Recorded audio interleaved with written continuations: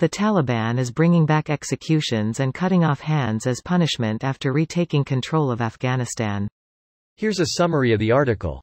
The Taliban will bring back executions and the amputation of hands as a form of punishment, one of the militant group's founders, Mullah Noruddin Tarabi, told the Associated Press in an interview published Thursday. The amputations were considered by the Taliban to be a deterrent, Tarabi argued. The interim government established by the Taliban does not include women, but does include people on the UN sanctions list. The interim Interior Minister, Sirajuddin Haqqani, is a U.S.-designated terrorist who is wanted by the FBI. There has been particular concern in the international community over what Taliban rule will mean for Afghan women and girls. During its first stint in power, the Taliban barred women from receiving an education or appearing in public without a male chaperone and full body coverings. The Taliban has also responded violently to women-led protests, and closed a government ministry focused on women's affairs. Since taking over the city on August 12, 2021, the Taliban have instilled fear among women and girls by searching out high-profile women, denying women freedom of movement outside their homes, imposing compulsory dress codes, severely curtailing access to employment and education, and restricting the right to peaceful assembly, Human Rights Watch said in a report on Thursday. This post received a score of 5,700, with an upvote ratio of 96%. Here are the top comments in response to this article. Cutting off of hands is very necessary for security, he said. Party's just getting started, obviously. Well, after this announcement by the Taliban, I think it'll be hard for them to find international partners willing to give them a hand when it comes to the economic issues they're facing. The problem China is seeing now is the instability in the Emirates government. That is what gives China, and Pakistan, and Iran, and anyone else who might be open to treating the Emirate as a sovereign nation pause.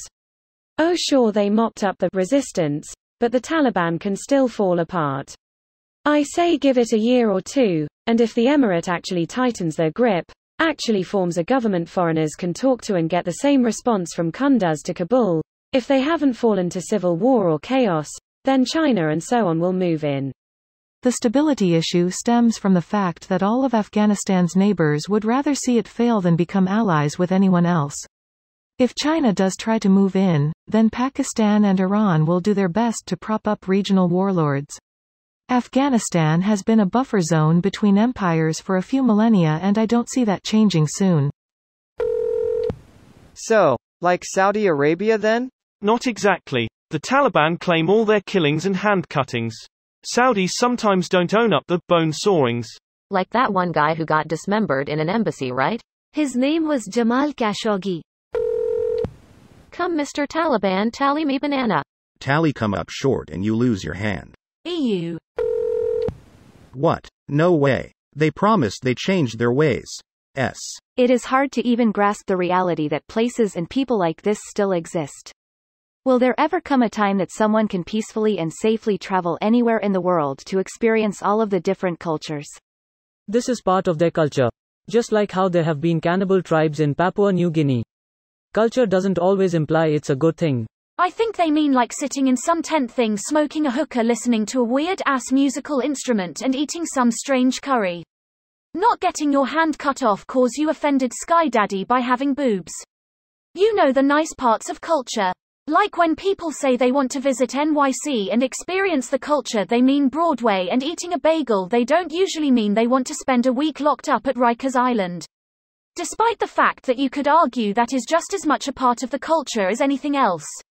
The Western democratic world decided that 1. We want to be a place where you can dress any way you want and believe whatever you want as long as you don't hurt anyone. 2. Physical punishments are uncivilized and people will be punished by fines and prison time. And you see the Middle East on the other hand.